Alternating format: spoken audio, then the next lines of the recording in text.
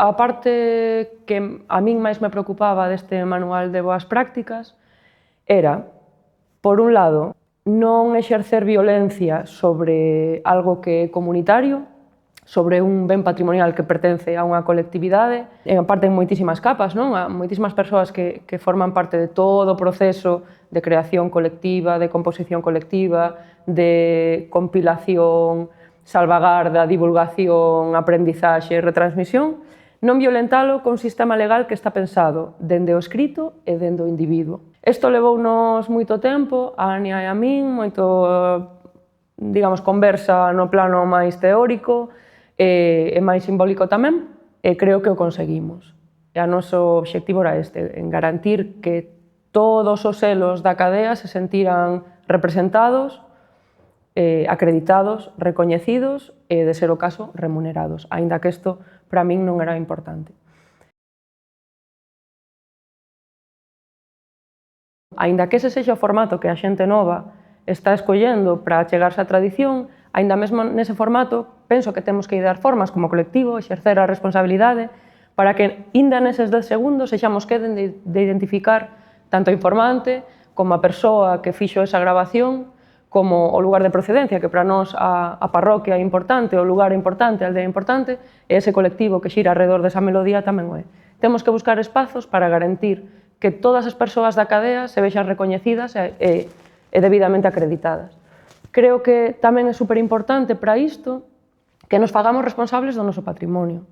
Vexo, ou aínda non vexo máis ben, que a xente do colectivo se sinta o seguinte elo da cadea. É dicir, para nós parece que a responsabilidade da música tradicional remata coas informantes e agora uns médiums que son os profes de pandeireta que teñen acceso a ese arquivo místico, non? Simbólico que dá ese capital social, ese capital simbólico e que che outorga o poder para transmitir ese legado.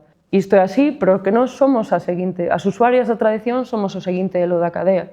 E se cambiamos o chip e pensamos que a tradición xa depende de nós, que nós imos ser os seguintes, de repente se activa unha serie de coidados e de responsabilidades que temos mogollón de beneficios, porque a tradición nos dá unha perspectiva coa que proxectarnos no futuro dun xeito non capitalista, e iso nos tempos que corren pareceme fundamental, pero ao mesmo tempo nos dá a responsabilidade de coidar de todo iso. Temos que tratar as informantes como trataríamos as nosas avoas, como trataríamos a persoa que temos ao lado, a nosa nai, a nosa parella, o noso entorno familiar. Teñen as súas necesidades individualizadas, ademais, porque non todas as informantes forman parte dun saco de informantes, todas son iguais e a todas as tratamos iguais, senón que cada unha, en tanto que persoa con personalidade propia, ten as súas necesidades, pero é a nosa responsabilidade atendelas. Igual que a nosa responsabilidade legar todo iso debidamente acreditado.